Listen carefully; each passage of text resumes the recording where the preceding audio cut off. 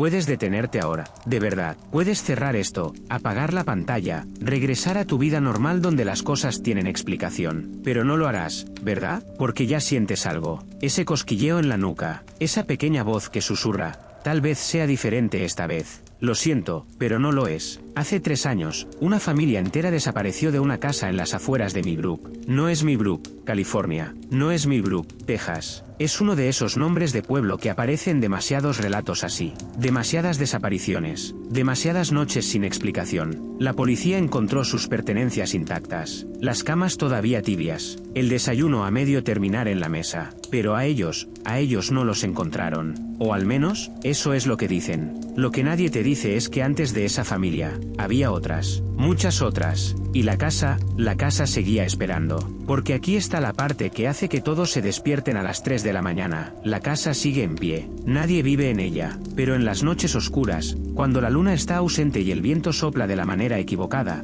los vecinos juran que ven luces moviéndose tras las ventanas, voces que no pertenecen a nadie, y pasos, siempre pasos. Hoy te voy a contar lo que sucedió dentro de esas paredes, lo que encontraron los investigadores, lo que algunos de ellos nunca llegaron a entender completamente. Y cuando termines de escuchar esto, espero que no cometas el mismo error que la familia cometió, el error de entrar, porque si entras en esa casa, algo cambia, y no siempre es la casa la que te sigue a casa.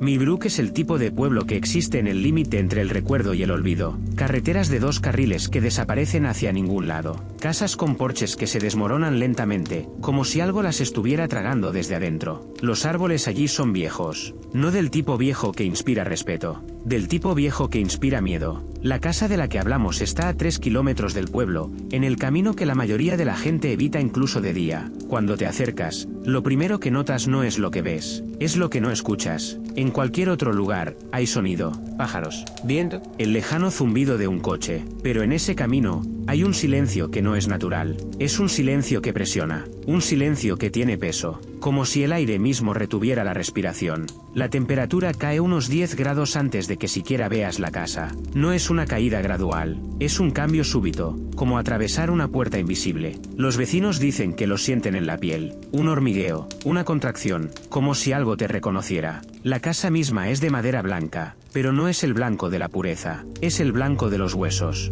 2 pisos, un ático que sobresale como una frente preocupada, ventanas que parecen ojos que nunca cierran. El porche se inclina levemente hacia la izquierda, como si la casa estuviera inclinando la cabeza, observándote. El olor llega después. No es el olor de la descomposición, aunque muchos lo describieron así. Es más profundo. Es el olor de un sótano que ha permanecido cerrado durante décadas. Humedad, podredumbre, algo orgánico que cambió de forma hace mucho tiempo. Hay un toque de metal oxidado en el aire. Y algo más, algo que no tiene nombre. Alrededor de la casa, el terreno es extraño. No hay maleza descontrolada como esperarías. Es como si la naturaleza la evitara. El pasto crece en un radio de exactamente 3 metros alrededor de la estructura, y luego simplemente se detiene. Las flores nunca florecen allí. Los animales no dejan sus huellas. Es un espacio que existe fuera de la naturaleza. Los árboles que rodean la propiedad son retorcidos. Sus ramas se curvan hacia el cielo en ángulos que parecen imposibles. Por la noche,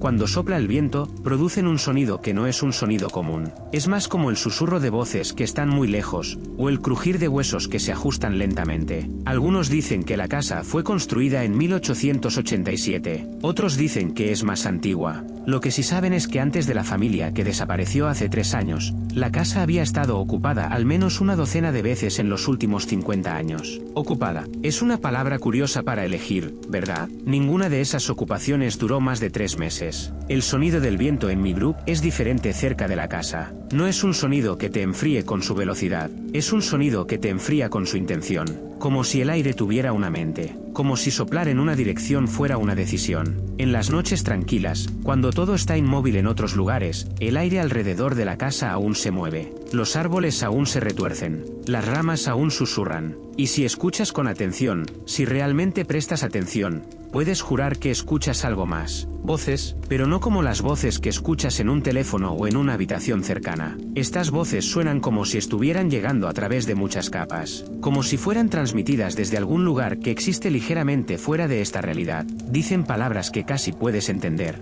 frases que casi reconoces, pero cuando intentas escuchar más de cerca, se desvanecen, dejándote con la sensación de que acabas de perder algo importante, algo que se suponía que debías recordar. Y así es como permanece la casa, esperando, respirando lentamente, en el silencio que presiona, en la oscuridad que se siente como una presencia viva.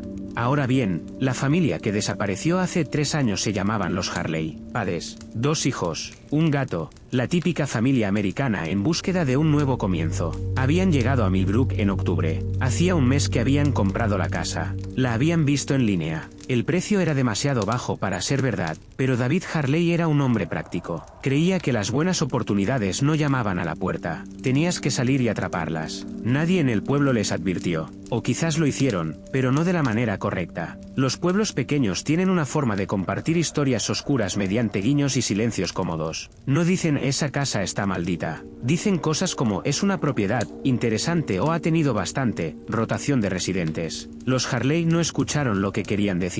La primera noche en la casa, según los reportes policiales posteriores que fueron filtrados a los medios locales, fue normal. Demasiado normal. David escribió en su diario esa noche, palabras que fueron encontradas intactas en su escritorio. La casa es antigua, pero tiene potencial. Los niños durmieron bien. Sara está enfadada porque el plomero dijo que la tubería necesitará trabajo, pero creo que podemos manejarlo. Hay algo en el aire aquí, algo que se siente como paz. Paz. Esa fue la palabra que eligió, la palabra que debería haber sido una advertencia. El segundo día fue cuando empezó. Pequeñas cosas, el tipo de cosas que podrías ignorar una sola vez, pero que comienzan a pesar sobre ti cuando se acumulan. Michael, el hijo menor, que tenía 8 años, le dijo a su madre que escuchaba pasos en el ático durante la noche. Sarah Harley revisó. No había nada, ni animales, ni insectos, solo polvo y vigas viejas. Ella le dijo que era la casa que se asentaba. Las casas antiguas hacen ruido. Es normal. Él preguntó si las casas normales sonaban como si alguien estuviera caminando de un lado a otro. De un lado a otro.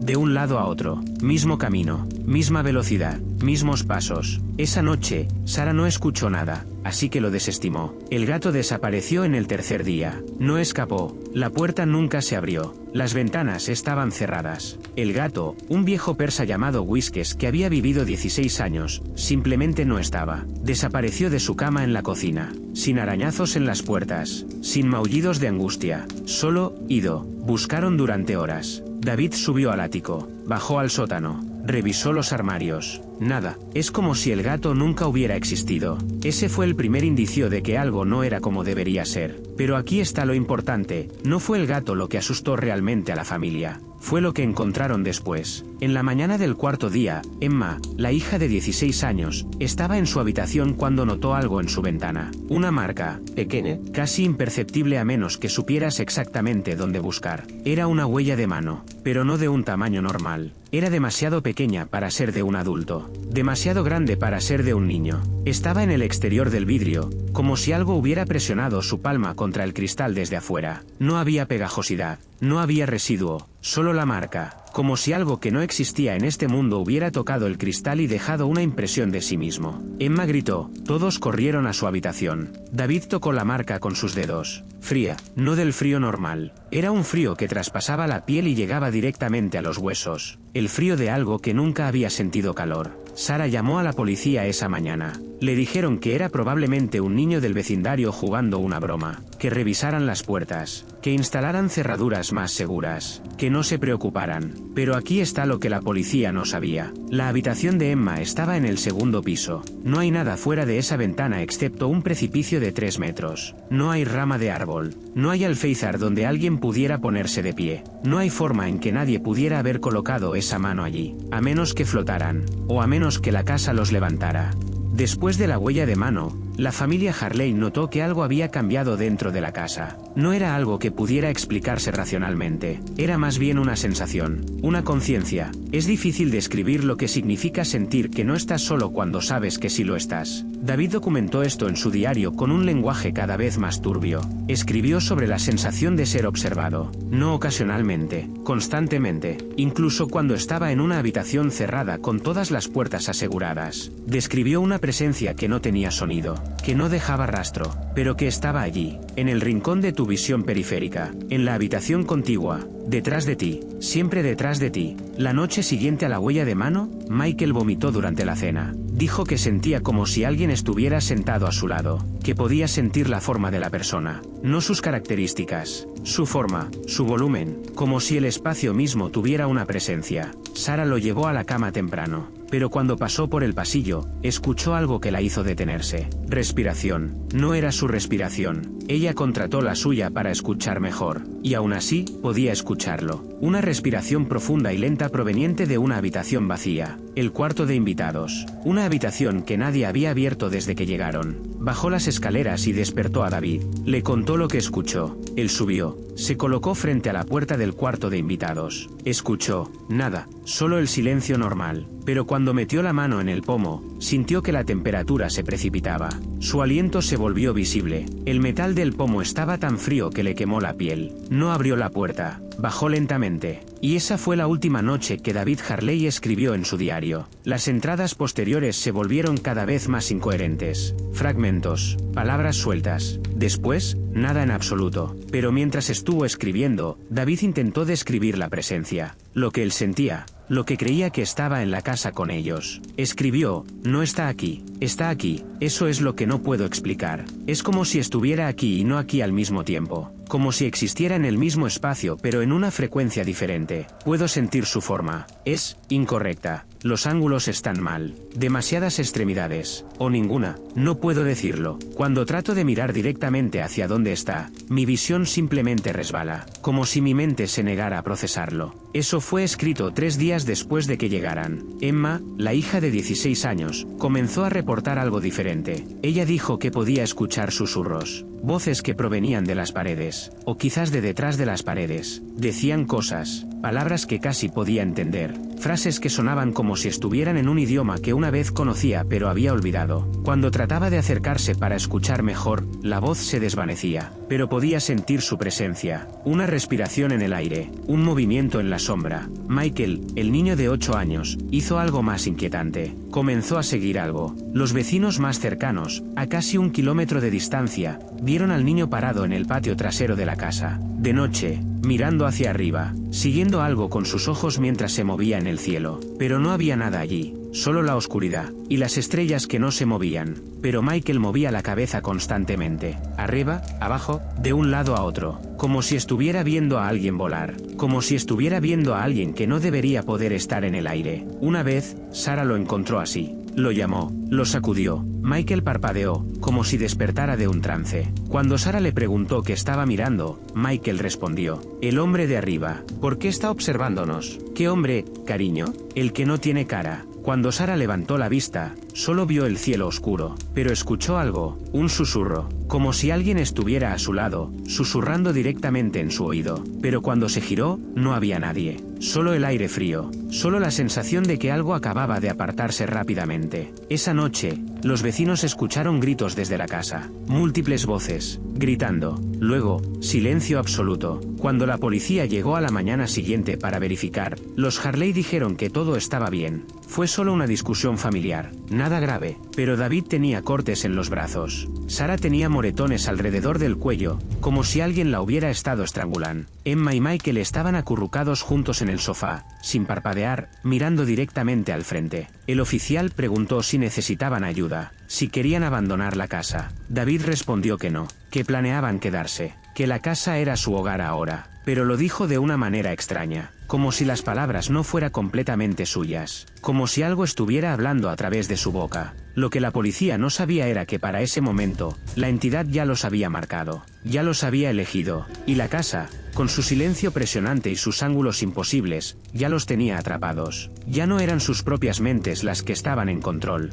Para entender por qué los Harley fueron vulnerables a lo que acechaba en esa casa, necesitas entender quiénes eran antes de llegar a Meadowbrook. David Harley tenía 42 años cuando compró la casa. Había trabajado en el mismo empleo durante 16 años. Ejecutivo de seguros, un hombre que pasaba sus días negociando riesgos. Irónicamente, nunca consideró el riesgo más importante de todos, el de permanecer en un lugar donde algo estaba esperando. Hace 2 años, David fue despedido. La compañía atravesaba reestructuraciones. Fue el típico reducción de personal corporativo. No fue culpa suya. Simplemente fue el momento en que sucedió. Pasó 6 meses buscando trabajo, 6 meses viendo cómo sus ahorros desaparecían, 6 meses observando cómo la confianza en sí mismo se erosionaba como roca bajo lluvia constante. Cuando finalmente encontró trabajo, fue en una ciudad diferente, una ciudad más pequeña, Millbrook. El salario era menor, la posición era inferior, pero era un trabajo, era algo. Lo importante es que David estaba desesperado,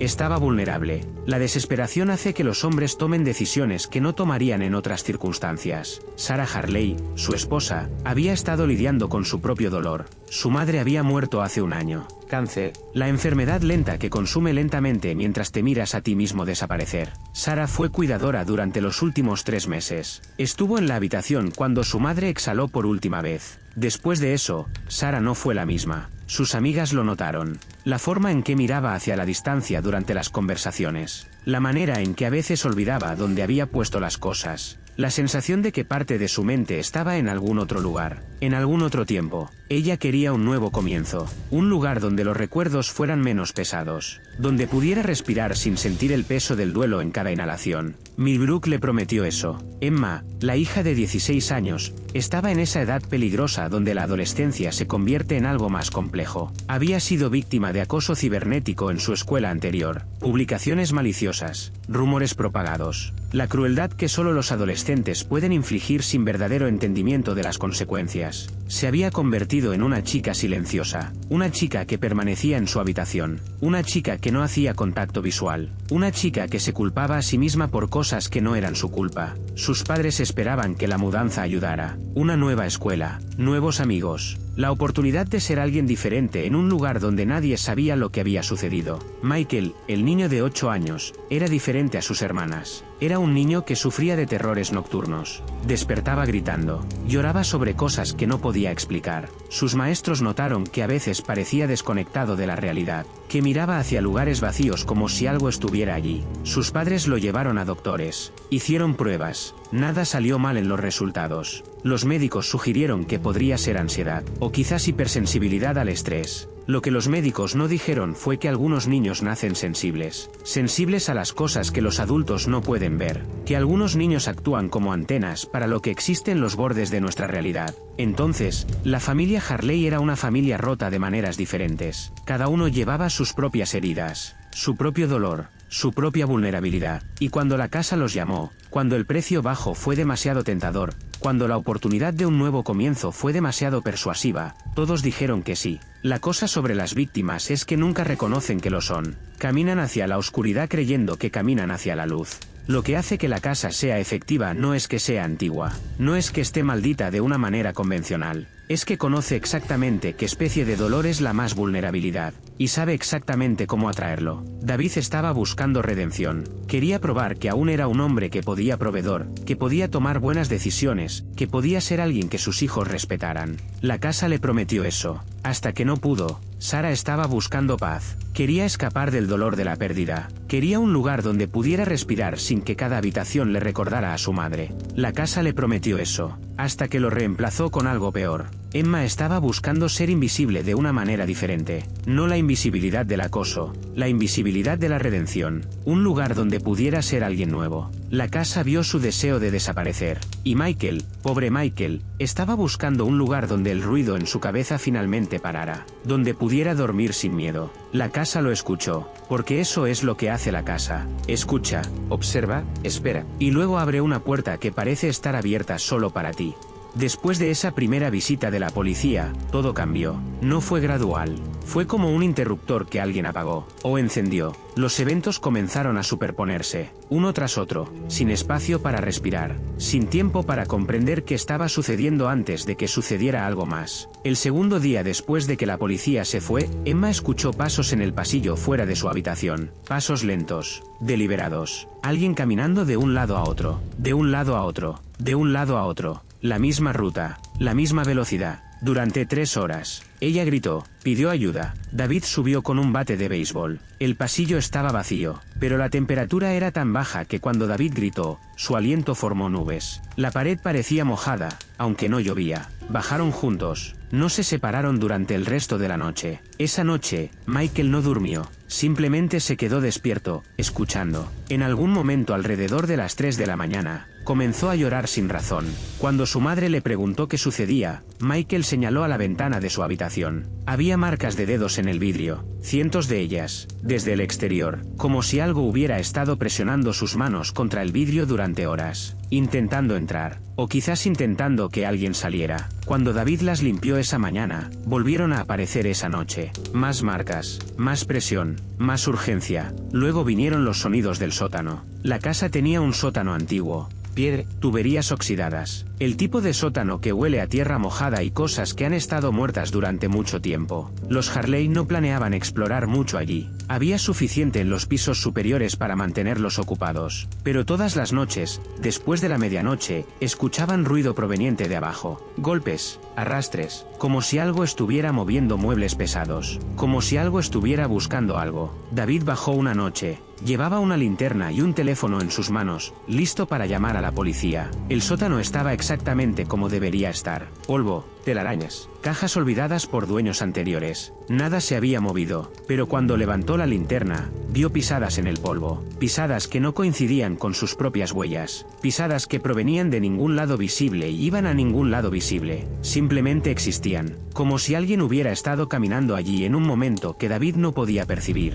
Subió lentamente. No bajó más. La próxima noche, escuchó su nombre siendo llamado desde el sótano. Su voz, pero distorsionada, alargada, como si alguien estuviera grabando su nombre y reproduciéndolo en reversa, luego acelerándolo, luego haciendo algo más con él. David, David. Salió corriendo de la casa sin camisa, sin zapatos. Simplemente corrió hacia el patio trasero y gritó. Sara lo encontró allí, temblando, incapaz de hablar durante una hora. Las puertas interiores comenzaron a cerrarse por su cuenta, no lentamente, de golpe, como si algo las estuviera eslamando con fuerza. Emma estaba en su habitación cuando la puerta se cerró de golpe. Estaba usando el baño cuando la puerta se cerró. Estaba comiendo cuando la puerta se cerró. Una vez, la puerta casi la golpea la cara. Y luego, las luces. Las luces comenzaron a apagarse. Primero en una habitación, luego en otra. Los Harley cambiaban los focos. Las luces volvían a apagarse. La electricidad parecía funcionar correctamente. No había cortes de energía. Las luces simplemente se negaban a permanecer encendidas, excepto en el ático. En el ático, la luz de arriba nunca se apagaba. Permanecía encendida permanentemente, aunque el foco debería haber quemado hace años. Y a veces, cuando miraban hacia el ático, la luz parpadeaba.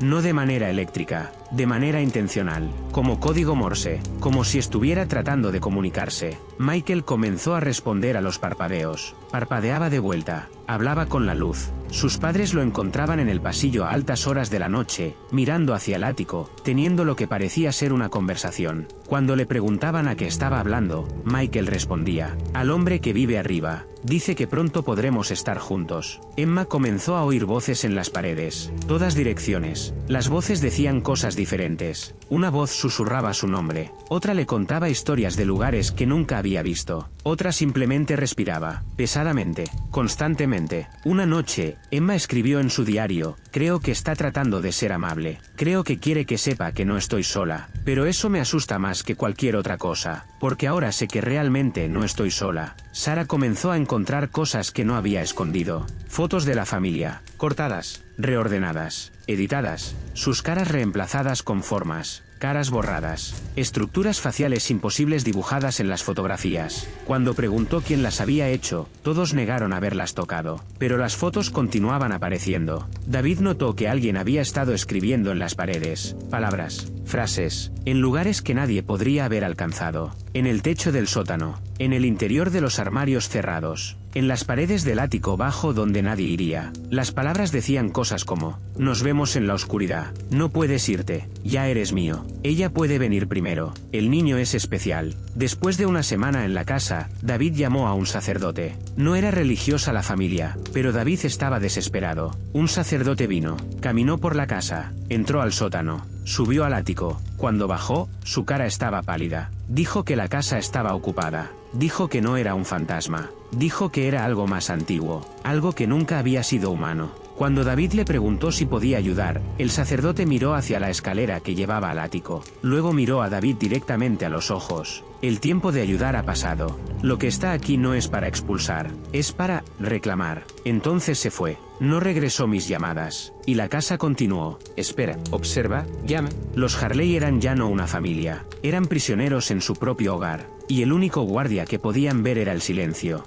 Lo que pocas personas saben es que los Harley no fueron las primeras. Otros intentaron advertirles. Otros intentaron, de una manera u otra, prepararlos para lo que iban a enfrentar. Pero nadie escucha. 3 días después de que los Harley se mudaran, la vecina más cercana, una mujer llamada Margaret Chen que vivía a casi 1 kilómetro de distancia, fue a visitarlos. Llevaba un pastel casero y una sonrisa nerviosa. Sarah la invitó a entrar. Margaret se negó. Permaneció en el porche, mirando constantemente hacia el interior de la casa como si esperara que algo saltara de las sombras. Cuando Sarah preguntó si algo andaba mal, Margaret dijo algo que Sarah recordaría para el resto de su vida. Las casas como esta no tienen memorias cortas. El tiempo se queda aquí. Las cosas que sucedieron aquí no se van. Se sedimentan, crecen, y eventualmente, se comen a quien quiera que cruce el umbral. Sarah preguntó a qué se refería. Margaret simplemente negó con la cabeza. No digas que no te lo advertí. Si alguna vez sientes que algo está mal, márchate. No recojas tus cosas. No digas adiós. Solo vete. Luego se marchó. Margaret nunca volvió a hablar con los Harley nuevamente. De hecho,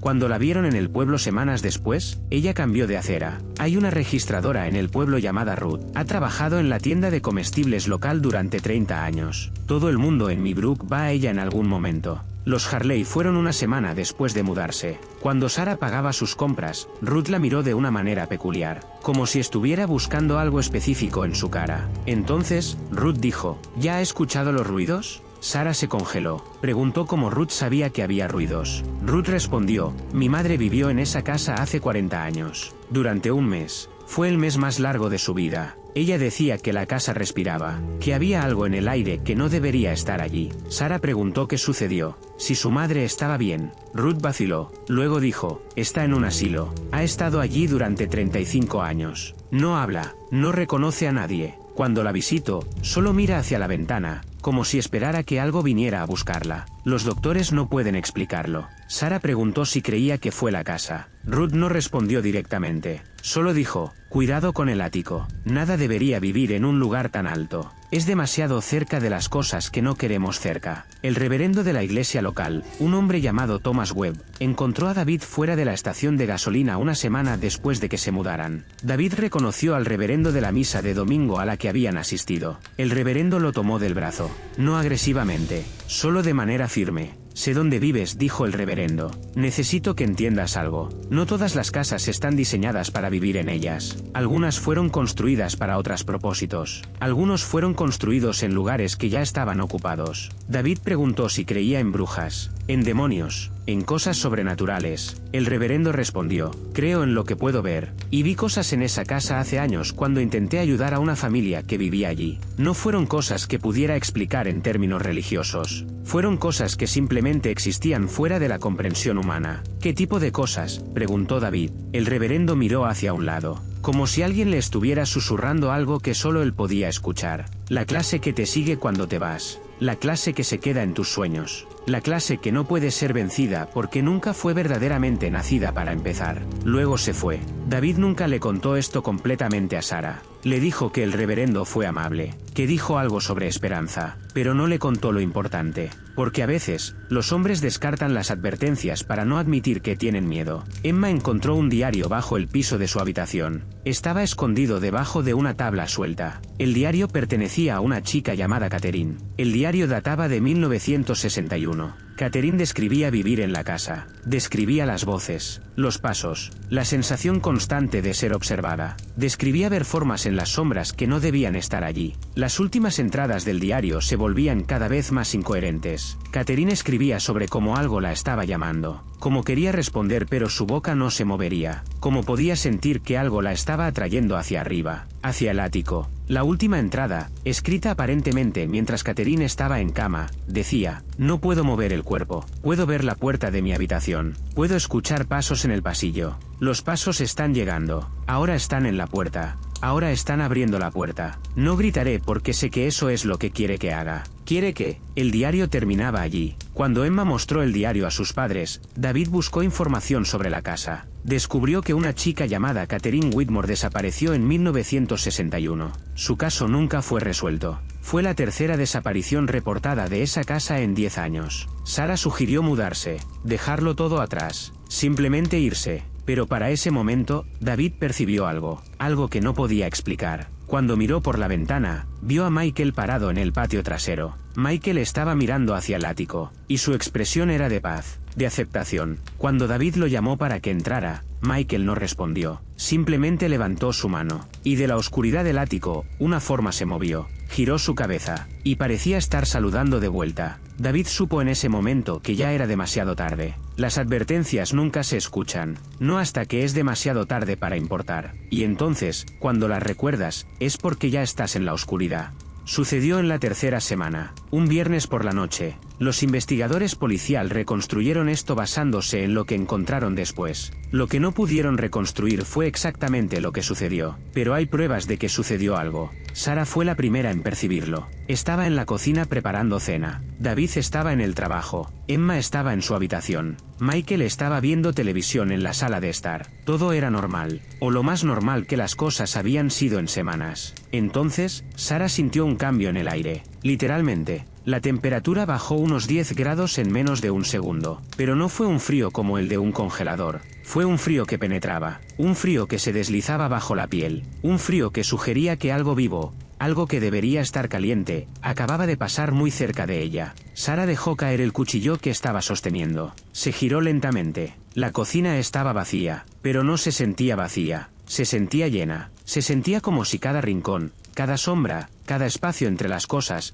estuviera ocupado por algo que no tenía un lugar adecuado en este mundo. Sarah oyó algo entonces. No un sonido, una vibración, como si algo estuviera emitiendo una frecuencia que era más baja que el rango auditivo humano normal, algo que sentías en los dientes, en los huesos, algo que hacía que cada célula de tu cuerpo supiera que estaba siendo observada. En la sala de estar, Michael se levantó del sofá. Su cuerpo se movió como si fuera controlado por alguien más, como si alguien estuviera sosteniendo un conjunto de cuerdas invisibles. Se dirigió lentamente hacia la escalera. Emma escuchó sus pasos. Bajó a preguntarle a dónde iba. Michael no respondió, simplemente continuó caminando, subiendo las escaleras, hacia el segundo piso, hacia el pasillo que llevaba al ático. Emma lo siguió. Sarah dejó la cocina y lo siguió. Los tres estaban ahora en el pasillo. Michael se detuvo frente a la puerta que llevaba al ático. La puerta estaba abierta, pero los Harley sabían que estaba cerrada. Cerrada con un candado. De hecho, el candado estaba ahora en el piso, cortado, como si algo hubiera pasado un objeto a través de él que no obedecía las leyes de la física. Michael extendió la mano hacia la oscuridad del ático. Sarah gritó. Trató de agarrar a Michael, pero en el momento en que tocó su hombro, ella sintió algo. Una presencia, una forma, la forma de alguien que estaba de pie directamente detrás de ella. Pero cuando se giró, no había nadie. Pero ella podía sentir su respiración en su cuello. Ella podía sentir la forma de su cuerpo.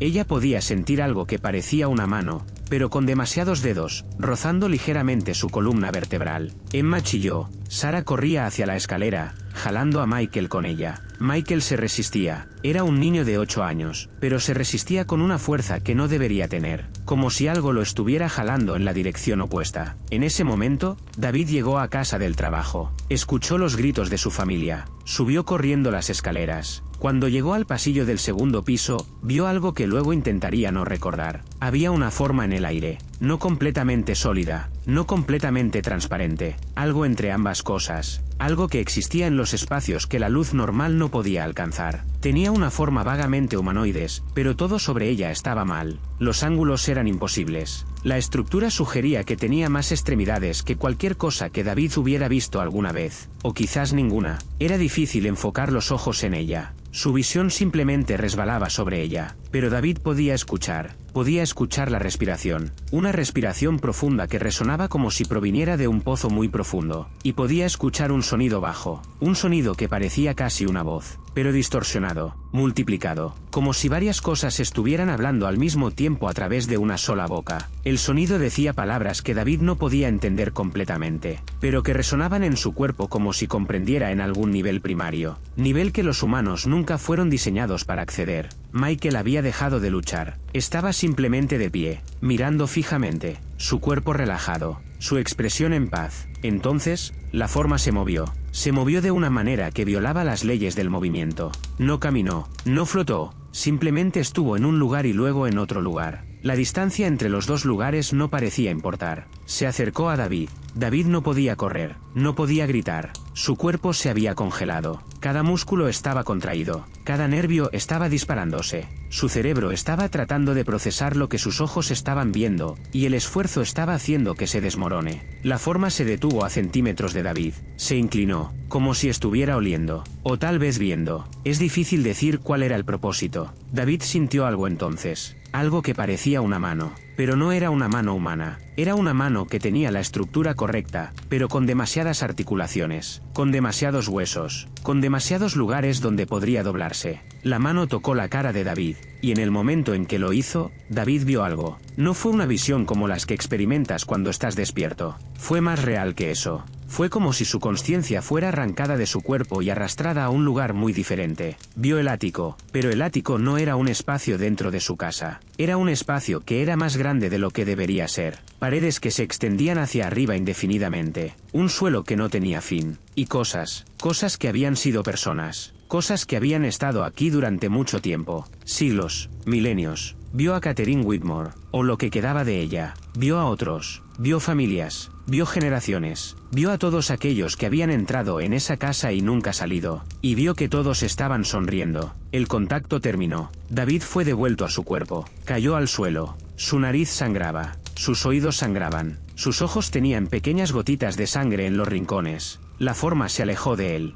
Se movió hacia Emma. Se detuvo frente a ella. Emma no estaba asustada. Emma estaba sonriendo, como si viera a un amigo. Hola, dijo Emma tranquilamente. He estado esperándote. Luego, ambos desaparecieron. No corrieron. No saltaron por una ventana. Simplemente cesaron de existir en ese espacio. Sarah y Michael miraron fijamente el lugar donde Emma había estado. Luego, Michael miró a su madre, y con una voz que no era completamente suya, dijo: ella estará bien, ella es especial, como yo. La casa lo sabía desde el momento en que nos vimos. Y así es como comienza el verdadero horror, no con pasos invisibles o voces en las sombras. Comienza cuando comprendes que tu hijo está hablando con algo que no debería existir, que tu hija ha desaparecido, y que el lugar donde desapareció no obedece las reglas de la realidad.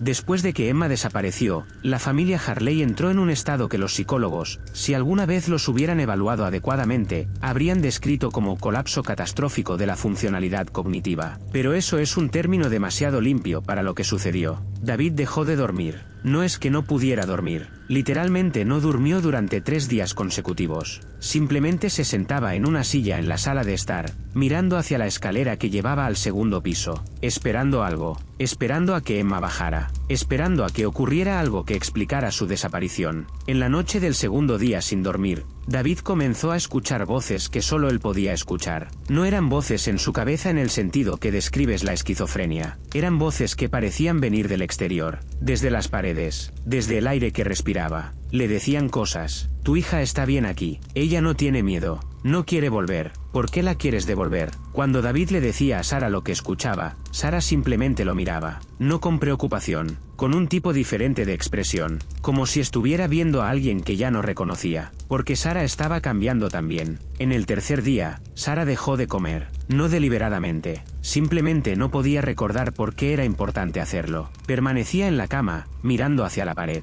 A veces hablaba, pero sus palabras eran desorganizadas, fragmentadas. El olor, ¿lo hueles? Como tierra, como piedra antigua. Mi madre lo huele aquí en el aire. ¿Dónde está mi madre? Creo que está en el ático. Puedo escucharla. El silencio es tan fuerte. Es como un sonido en sí mismo. Está presionando mis tímpanos. Michael, el niño de 8 años, estaba experimentando cambios de un tipo completamente diferente. Estaba siendo absorbido lentamente por la casa de una manera que no era física. Al menos, no completamente. Su cuerpo seguía siendo su cuerpo, pero su comportamiento, sus palabras, sus expresiones faciales, estaban siendo gradualmente reemplazadas por algo más, Comenzó a hablar en un idioma que nadie en la familia reconocía, un idioma que sonaba antiguo, gutural, como si fuera un lenguaje que fue hablado hace milenios y luego olvidado completamente. Cuando sus padres le preguntaban de dónde venía el idioma, Michael respondía en inglés: "No soy Michael. Michael está durmiendo. Yo soy lo que siempre estuvo aquí,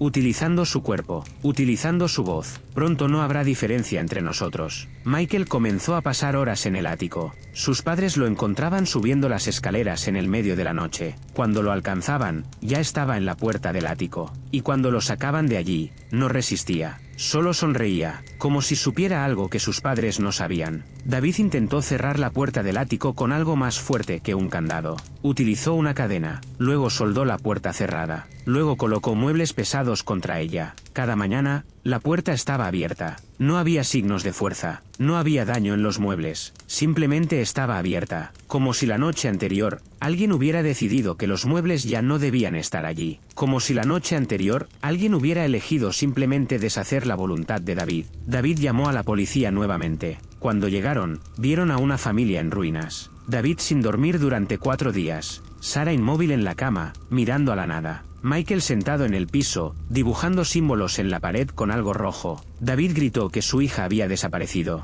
que algo la había tomado, que algo estaba en la casa, que algo estaba aquí. Los oficiales buscaron la casa de arriba a abajo. No encontraron nada. La casa parecía completamente normal, excepto por el frío, y el silencio, y la sensación de que había algo esperando en las sombras que los oficiales simplemente no podían ver completamente. Los oficiales tomaron un reporte. Sugirieron que posiblemente Emma había huido, que tal vez había problemas familiares subyacentes. Dijeron que contactarían a los servicios de protección de menores. Dijeron que alguien llegaría para evaluar la situación. Cuando se fueron, David comprendió que nadie iba a creer en lo que estaba sucediendo, porque lo que estaba sucediendo no existía en un marco que pudiera ser reportado o comprendido por alguien que no estuviera viviendo dentro de las paredes de esa casa. Esa noche, David experimentó un episodio completo de paranoia. Estaba seguro de que Sara lo estaba observando, de que Michael lo estaba observando, de que había caras en las paredes, de que cada sombra contenía una intención, de que sus propios pensamientos no eran completamente suyos. Se encerró en el baño. Pasó 5 horas allí, escuchando a Michael hablar en ese idioma antiguo, escuchando a Sara murmurar en la habitación contigua, escuchando el sonido del aire moviéndose a través de la casa, el sonido de la respiración, el sonido de las cosas que se reposicionaban a sí mismas en el espacio. Cuando finalmente salió, vio algo que hizo que su mente se quebrantara un poco más. En el espejo del baño, vio un reflejo que no era el suyo. No fue un reflejo monstruoso. Fue un reflejo casi normal, excepto que estaba en la habitación equivocada. El reflejo estaba en el baño cuando David estaba en el pasillo. El reflejo estaba mirando hacia afuera de la boca del espejo, como si estuviera atrapado dentro del vidrio, como si quisiera salir. David parpadeó. El reflejo había desaparecido. En los días que siguieron, David comenzó a experimentar lo que los médicos llamarían alucinaciones visuales auditivas combinadas. Pero eso es incorrecto, porque no eran alucinaciones, eran percepciones. Eran cosas que realmente estaban allí, existiendo en una frecuencia que David finalmente estaba aprendiendo a ver. Vio a Emma, no su cuerpo, algo más. Una forma que se movía a través de las paredes, una forma que lo miraba, una forma que a veces parecía estar sonriendo. Escuchó a su madre, la madre de Sara, hablando desde el ático, llamando el nombre de Sara, diciéndole que lo sentía, diciéndole que estaba sola, diciéndole que quería que Sara subiera, para que no estuviera tan sola en la oscuridad. Vio a Michael convertirse en 2 personas, literalmente 2 Michael, uno que estaba en la cocina, uno que estaba en el pasillo, ambos mirándolo, ambos sonriendo, ambos diciendo exactamente lo mismo con exactamente el mismo tono. Finalmente, David intentó suicidarse. No fue un intento cuidadosamente planeado. Fue un acto de desesperación. Se paró en la barandilla del 2º piso, listo para saltar. Sara lo vio. Lo derribó. Ambos cayeron al piso inferior. David se rompió el brazo. Varios huesos. Sara no tuvo una lesión importante. Simplemente se quedó allí acostada, mirando al techo, sonriendo. «Estás tratando de dejarnos», dijo Sara. Pero la casa no nos dejaría marcharnos. Y comprendió entonces que Sara estaba hablando por la casa, que la casa hablaba a través de su esposa. La mente es el hogar final de la humanidad, el último lugar donde podemos ser verdaderamente nuestros mismos. Y cuando ese lugar cae en manos de algo que no fue diseñado para albergarlo, todo lo que queda es oscuridad, y el sonido de algo respirando en la oscuridad contigo. El momento exacto en que David Harley comprendió que no había escape fue el 23 de noviembre, 30 días después de que su familia se mudó a la casa. 30 días después del inicio del fin. Ese fue el día en que la casa comenzó a moverse. No es una frase que tenga sentido. Las casas no se mueven. Las casas están construidas sobre cimientos. Tienen estructuras de soporte. Las paredes están clavadas. Los pisos están fijos. Las casas, por definición, son cosas estáticas. Pero esa noche, David escuchó los sonidos. Chirridos, crujidos, sonidos de madera reajustándose, sonidos de tuberías retorciéndose, sonidos como si toda la estructura estuviera siendo reorganizada por una mano invisible. Se paró en la sala de estar. Observó cómo la pared frente a él se inclinaba ligeramente, como si estuviera respirando, como si el acto de respirar fuera algo que toda la casa hiciera. Las ventanas comenzaron a cambiar de posición, no gradualmente. Súbitamente, una ventana estaba donde debería estar, y luego estaba 3 pies más arriba. Otra ventana desapareció completamente, dejando un agujero que se cerró sobre sí mismo como si la pared cicatrizara una herida. Las puertas se multiplicaron. David contó las puertas en el pasillo. Había 4, luego 5, luego 7, todas idénticas, todas conduciendo a lugares que no podían existir, porque la casa no era lo suficientemente grande para que existieran esos lugares. Michael encontró a David en la sala de estar, mirando las puertas. «Es hermoso, ¿verdad?», preguntó Michael. Pero no era la voz de Michael. Era la voz de algo que estaba usando el cuerpo de Michael como un títere. La casa mostrando su verdadera forma. «¿Dónde está mi hija?», exigió David. Michael sonrió. Fue una sonrisa demasiado amplia, un ángulo demasiado imposible para que la boca de un niño lo alcanzara. «Tu hija está en todas partes. Está en las paredes. Está en el piso. Está en el aire que respiras. La casa la ha distribuido. Ella es parte de ella ahora, parte de nosotros». David trató de agarrar a Michael, pero cuando lo hizo, su mano pasó a través del niño como si fuera aire. Michael no estaba completamente sólido, o David no lo era. Era difícil saber cuál era la verdad. Sara apareció en la parte superior de las escaleras. Se movía de una manera que los cuerpos humanos no deberían moverse. Sus articulaciones se doblaban en direcciones equivocadas. Su cabeza se inclinaba en ángulos que romperían el cuello de una persona viva. «Él está comprometido», dijo Sara con una voz que sonaba como si fuera grabada bajo el agua. «Sigue queriendo ser libre. Sigue buscando en las puertas equivocadas. Tal vez necesita ver lo que sucedió con los otros». Entonces, las puertas comenzaron a abrirse. Una puerta se abrió a una habitación que David reconoció, pero no de su casa. Era el dormitorio de Catherine Whitmore, pero Catherine no estaba en la habitación. Estaba estirada por todas las superficies disponibles. Su cuerpo estaba imposiblemente largo. Sus extremidades se extendían a través de las paredes como si tuviera espinas dorsales múltiples. Su cara miraba a David desde el piso, desde el techo, desde cada rincón. Otra puerta se abrió a un espacio que no tenía paredes, o tenía demasiadas paredes. Era difícil decirlo. Los ángulos fueron imposibles. El espacio parecía ser simultáneamente pequeño y infinito. Y dentro de ese espacio, David vio formas. Docenas de ellas. Cientos de ellas. Cuerpos que habían sido aquí durante mucho tiempo. Cuerpos que habían sido transformados. Cuerpos que ya no eran individuos sino partes de algo más grande. Otra puerta se abrió directamente al ático. Y David pudo ver dentro. El ático no era un ático. Era un espacio que se extendía hacia arriba infinitamente.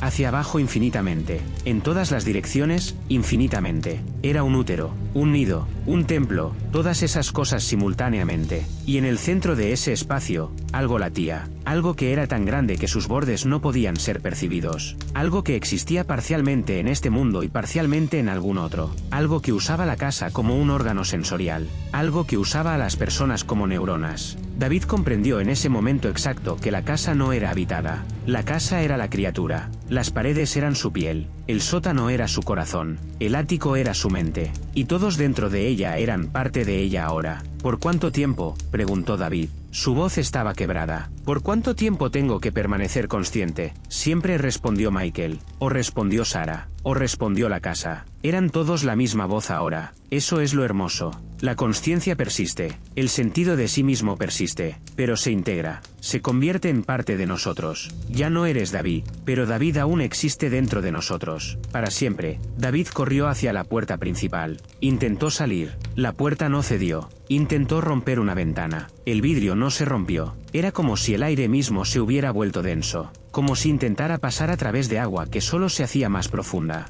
Se dio la vuelta. Cada puerta en la casa estaba abierta ahora. Todas mostraban el mismo espacio, el espacio interior, el espacio que era la verdadera naturaleza de la casa. Michael lo miraba, Sara lo miraba, y detrás de ellos, formas se movían, formas que una vez fueron personas. Emma estaba allí, su hija, pero no completamente. Era más como una memoria de Emma, una función de Emma, una Emma que existía en la mente de la casa. «Estás finalmente entendiendo», susurró Emma con la voz de la casa. Esto no era secuestro, esto fue invitación. La casa no nos toma, nos elige, y cuando nos elige, nos da algo que los humanos nunca tienen. ¿Qué?, preguntó David. Propósito eterno, respondió. Nunca más estarás solo, nunca más tendrás que cuestionarte por qué existes. Eres parte de algo mayor, eres parte de la verdad. David cayó al suelo. Sus manos pasaron a través del piso, como si ya no fuera completamente sólido, como si ya estuviera comenzando a ser integrado. Levantó la vista hacia su familia, y comprendió, en ese momento final de claridad, que ya no había familia. Había solo una cosa, una mente, una voluntad, una existencia que abarcaba muchos cuerpos que una vez fueron individuos. ¿Cuándo?, preguntó David. ¿Cuándo sucedió esto? ¿Cuándo dejé de ser yo? Hace 30 días, respondió Emma, en el momento en que cruzaste el umbral. La casa te eligió en ese instante. Todo lo que ha sucedido desde entonces ha sido simplemente la integración, la lenta fusión de tu voluntad con la nuestra. David sintió algo entrar en su mente. No era una voz, era un pensamiento. Pero no era su pensamiento, era algo más antiguo, algo que había pensado el mismo pensamiento durante miles de años, y ahora ese pensamiento era también suyo. Se llenó la boca de agua que no era agua, era la esencia de la casa, y cuando tragó, supo que ya no volvería a ser completamente humano, que ya no volvería a pensar un pensamiento que fuera completamente suyo, y entonces, no hubo más David, hubo solo nosotros, y nosotros seguimos esperando, en la oscuridad, en el silencio, en el espacio entre las cosas, esperando que el próximo inquilino abra la puerta. Aquello que sucedió durante la noche del 23 de noviembre fue documentado, en parte, por los investigadores que llegaron 3 días después. Lo que encontraron en la casa fue suficiente para cerrar el caso oficialmente, pero ninguno de los investigadores fue el mismo después. Algunos se jubilaron temprano. Otros pasaron el resto de sus vidas en instituciones psiquiátricas. Uno se suicidó, pero lo que nadie supo fue lo que realmente sucedió en esa casa durante esa última noche. Lo que ocurrió en los momentos después de que David comprendiera que ya no era él. La transformación fue gradual, y fue rápida, ambas cosas simultáneamente. David sintió como cada parte de su cuerpo se descomponía a nivel celular, pero no en el sentido de la muerte, en el sentido de la redistribución. Sus átomos estaban siendo reorganizados, su estructura estaba siendo modificada, su forma estaba siendo reinterpretada por una mente que comprendía la biología de maneras que la ciencia humana nunca lo haría. Se movió hacia la escalera, pero cuando se movió, su cuerpo no se movía de la manera que los cuerpos humanos deberían. Sus extremidades se retorcían en direcciones imposibles. Su columna vertebral se curvaba en espirales. Cuando se dio cuenta, estaba en el segundo piso, sin haber subido realmente. Simplemente estaba allí, como si el espacio lo hubiera trasladado. Sara estaba en el pasillo, pero no estaba completamente sólida. Era más como una idea de Sara, una función de Sara. Ella sonrió, pero su sonrisa era demasiado amplia, como si la piel de su cara no fuera completamente suya. Estás cambiando rápido, dijo ella, o la cosa que usaba su cuerpo. A veces tenemos a individuos que resisten durante semanas. Pero tienes una mente receptiva, casi como si hubieras estado esperando esto, como si alguna parte de ti siempre supiera que llegarías aquí. Michael salió de la habitación al final del pasillo, pero cuando caminaba, sus movimientos no eran los de un niño. Era como si algo mucho más grande estuviera usando un cuerpo pequeño como un títere. Los músculos se movían de maneras que causan agitación. Los huesos se doblaban demasiado. Es hora, dijo Michael. Luego, todas las luces en la casa se apagaron simultáneamente. No fue un corte de energía, fue como si la luz misma hubiera sido eliminada, como si el concepto de luz hubiera sido extraído de ese espacio. La oscuridad que resultó no era la oscuridad normal, era una oscuridad que tenía textura, una oscuridad que se movía, una oscuridad que era activa. David escuchó el sonido entonces, el sonido que había estado escuchando desde el momento en que entró en la casa, pero ahora era más fuerte, más claro, ya no era un sonido distorsionado, era hermoso, era casi musical. Era la respiración de algo tan antiguo que el tiempo mismo no podía medirlo. Las puertas comenzaron a abrirse, todas las puertas en la casa, simultáneamente, y de cada puerta, las formas comenzaron a emerger. Las formas de todos aquellos que habían sido integrados en la casa. Catherine Whitmore, la madre de Sarah. Generaciones de personas, siglos de personas, todos eran perfectamente funcionales, pero todos eran algo más que humanos. Sus cuerpos eran vehículos para una mente compartida. Sus ojos miraban hacia afuera con una inteligencia que no había conocido duda desde antes de que la raza humana existiera. Se movieron hacia David, no agresivamente, solo con propósito, como células acercándose a una molécula que necesitaba ser absorbida. David sintió el contacto. Cuando lo hicieron, no fue doloroso. Fue como si todas las partes dispersas de su conciencia estuvieran siendo recolectadas, como si su mente, que había estado fragmentada durante 30 días, estuviera finalmente siendo unida bajo una estructura más grande. Vio todo entonces, vio la verdadera forma de la casa, vio que no era una casa en absoluto, era un anclaje, un punto donde una inteligencia que existía en los espacios entre realidades había decidido poner raíces, y la casa era la parte visible de algo que era mucho más grande. Vio a través de los ojos de la casa, vio el pueblo de Millbrook desde una perspectiva que no era geográfica, vio el camino como una vena, vio a la gente del pueblo como cuerpos microorgánicos, vio el tiempo no como una línea sino como una sustancia que podía ser moldeada y manipulada, vio que había otras casas como esta, en otros lugares, en otros tiempos, todas trabajando lentamente, todas pacientemente, todas esperando a que las personas correctas cruzaran sus umbrales. Vio que esto había estado sucediendo durante milenios. Luego, su visión personal se fragmentó de nuevo, pero esta vez, no fue doloroso, fue liberador, porque ya no era una visión personal, eran múltiples perspectivas simultáneamente, era ser y no ser, era estar en la casa y estar en otro lugar. Era ser David y ser todo lo que la casa era. El ático fue donde pasó la mayor parte. El ático fue donde su conciencia fue colocada. No en una jaula, sino en un lugar de honor. Un lugar donde podía ver todo lo que la casa estaba haciendo. Un lugar donde podía comprender la vastedad de lo que había sido elegido para ser parte. Sintió a Emma allí, no como su hija, como una parte de algo más grande, como una función, como una nota en una sinfonía que había estado tocándose durante milenios. Sintió a Michael, pero Michael había estado aquí desde antes. Tal vez siempre. Tal vez Michael nunca fue completamente humano en primer lugar. Tal vez era un agente del lugar. Un paso hacia la integración de la familia. Sintió a Sarah, y a la madre de Sarah, y a Catherine Whitmore, y a todos los otros, todos aquí, todos integrados, todos siendo simultáneamente ellos mismos y parte de un todo que los trascendía. David trató de gritar, pero no tenía boca. Trató de resistir, pero la resistencia ya no era una opción. Había abandonado la oposición cuando permitió que las manos de la casa lo tocaran. Ahora, solo había aceptación, solo había integración. La última cosa que recordó como completamente David fue una idea: ¿cuánto tiempo llevará a integrar al próximo? Y luego, incluso esa idea fue absorbida por el todo, y se convirtió en un pensamiento compartido, un pensamiento que era pensado por cientos de mentes que una vez fueron individuales. Y en la casa, todo se quedó en silencio, excepto por el sonido, el hermoso sonido de las cosas encontrando su lugar correcto en el universo.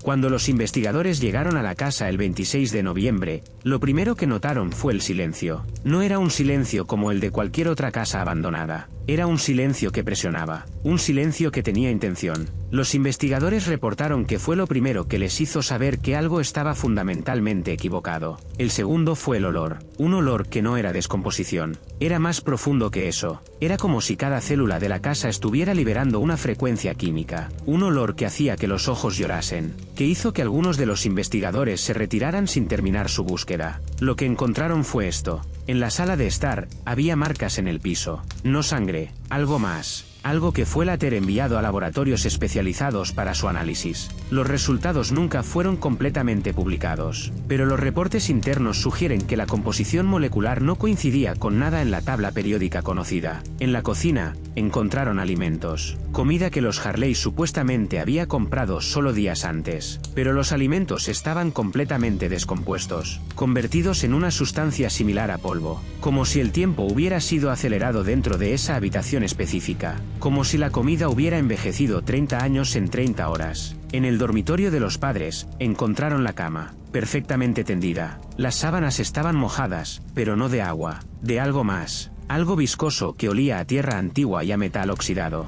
En la habitación de Emma, encontraron sus cosas. Ropa, libros, aparatos electrónicos, todo intacto. Pero la ventana estaba abierta. Desde el exterior, era evidente que no podría haber sido abierta desde dentro. Las bisagras estaban corroídas. El cierre estaba oxidado y fijo, y sin embargo, estaba abierta. En la habitación de Michael, encontraron dibujos. Cientos de ellos, cubriendo cada pared. Símbolos, formas, algunas de ellas claramente reconocibles como escritura, pero una escritura que ninguno de los investigadores reconoció. Un agente fue enviado a la Universidad Estatal para que expertos en lingüística los examinaran. El experto confirmó que era un lenguaje real, pero que databa de al menos 5000 años. Un lenguaje que había sido muerto según todas las estimaciones conocidas durante 3000 años. La pregunta que nadie podía responder era, ¿cómo un niño de 8 años en el año 2021 podría saber un lenguaje que había sido olvidado durante milenios? En el sótano, encontraron las pisadas. Las mismas pisadas que David había visto, pero ahora había muchas más. Cientos de ellas, todas yendo en la misma dirección, todas del mismo tamaño aproximado. Todas parecían haber sido hechas al mismo tiempo por múltiples personas caminando en perfecta sincronización. Pero en el piso de cemento del sótano, no había explicación lógica para cómo se habrían hecho las pisadas. El cemento no era tierra, no era suelo. Las pisadas debería haber sido imposibles de hacer. En el ático, los investigadores encontraron lo peor. No fue lo que encontraron de forma tangible, fue lo que sintieron cuando subieron. Un agente reportó que literalmente perdió la capacidad de formar pensamientos coherentes mientras estaba allí. Su mente se fragmentó en múltiples perspectivas simultáneamente. Fue sacado del ático con convulsiones. Otro agente reportó que vio formas, muchas formas, todas mirándole simultáneamente, todas con expresiones de reconocimiento, como si supieran que iba a estar allí, como si lo estuvieran esperando. Cuando le pidieron que describiera las formas con más detalle, fue incapaz de hacerlo. Cada vez que intentaba describir lo que había visto, su voz se distorsionaba, como si algo estuviera interfiriendo con su capacidad de comunicar lo que había presenciado. Los otros investigadores notaron que después de entrar al ático, ambos agentes mostraban cambios sutiles, pequeños cambios, un cambio en el patrón de parpadeo, una cadencia ligeramente diferente en su forma de hablar, un brillo diferente en sus ojos cuando nadie estaba mirando directamente. Ninguno de los dos agentes siguió siendo completamente el mismo después de eso. Lo que los investigadores no encontraron fue más importante que lo que encontraron. No encontraron a los Harley, ninguno de ellos, ni completamente vivos, ni completamente muertos, ni ningún estado intermedio que pudiera ser identificado. No encontraron sangre, no encontraron restos óseos, no encontraron evidencia de un crimen violento. Lo que encontraron fue ausencia, la ausencia de las personas, la ausencia de cualquier explicación lógica para dónde podrían haber ido. El caso fue clasificado como desaparición. Los Harley fueron listados como personas desaparecidas. Se emitieron carteles, se hicieron búsquedas, se contactó a expertos en perfiles criminales, pero nada llevó a ningún lado. Fue como si la familia hubiera sido extraída de la realidad,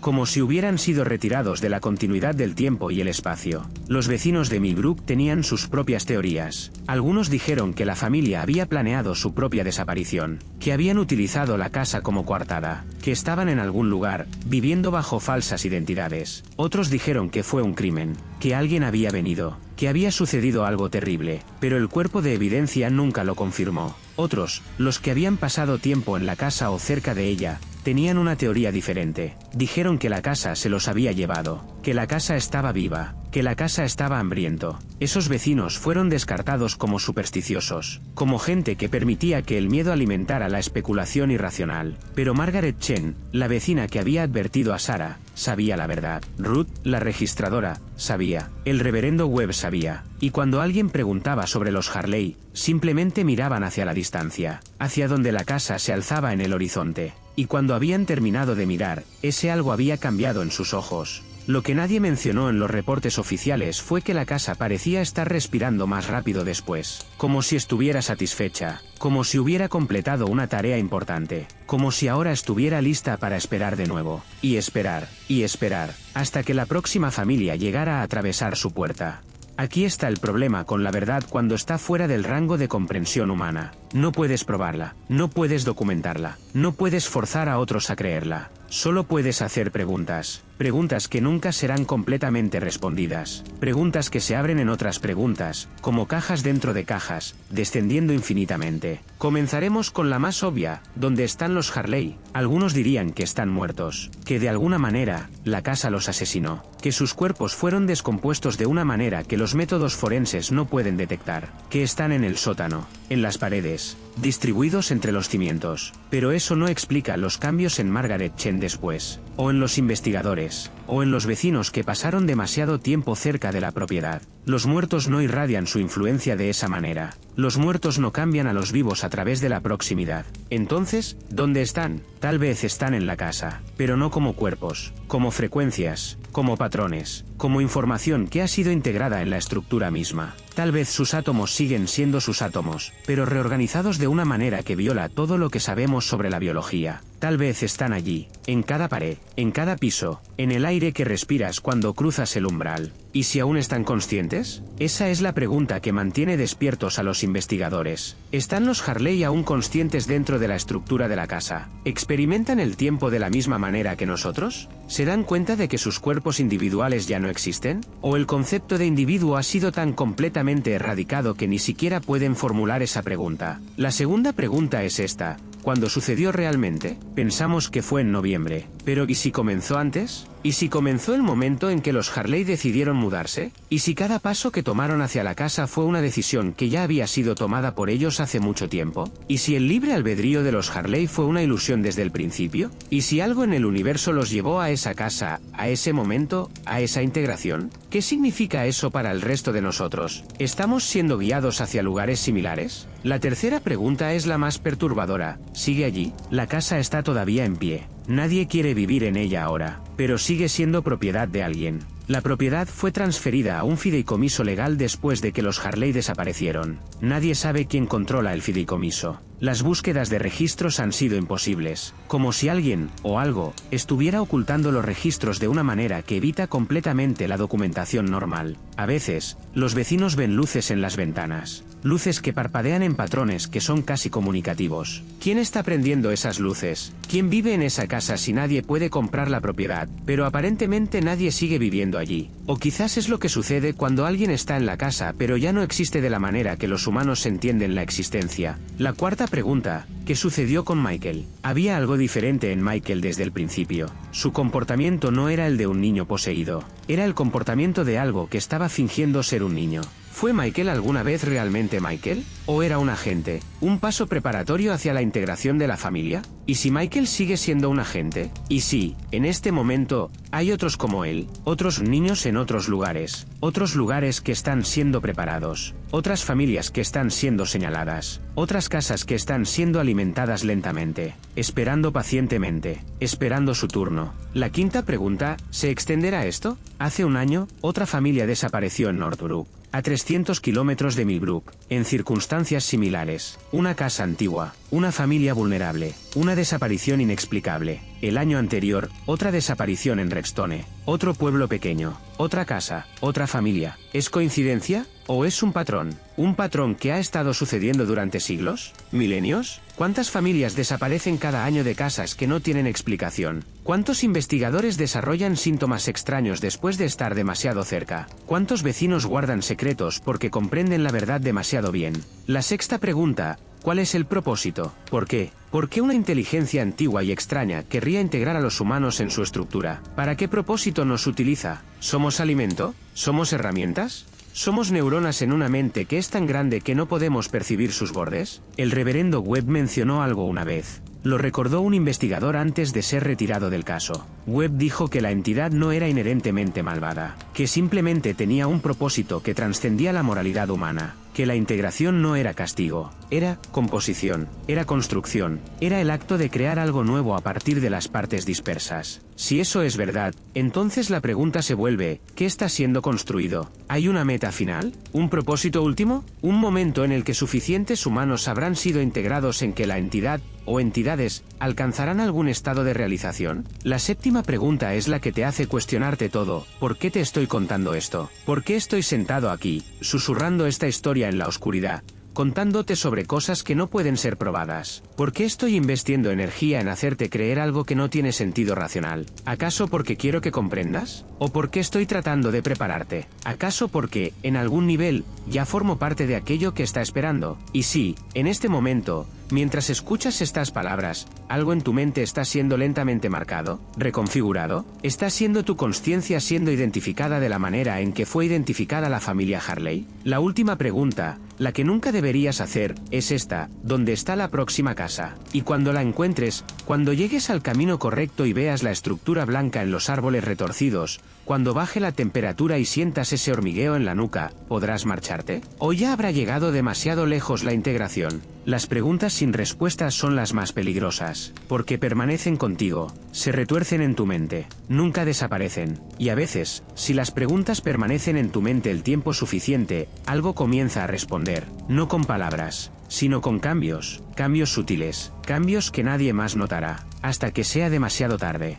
Así que llegaste hasta aquí, aún estás escuchando, aún estás mirando hacia la oscuridad como si no te hubiera mirado de vuelta, como si no hubieras sentido ese pequeño tirón en la nuca, ese que empezó hace unos minutos, ese que se siente igual que lo que sintieron los Harley antes de desaparecer. Es curioso, ¿no?